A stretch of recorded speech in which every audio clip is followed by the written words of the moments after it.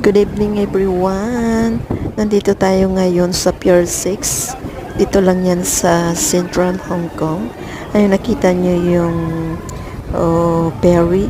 Yan po ay mag-tour po sila sa dagat in 45 minutes. Actually, gusto din po namin yan kaso lang minsan yung mga friend ko or mga community ko ay lagi po kaming busy so hindi po kami makapag-tour dyan.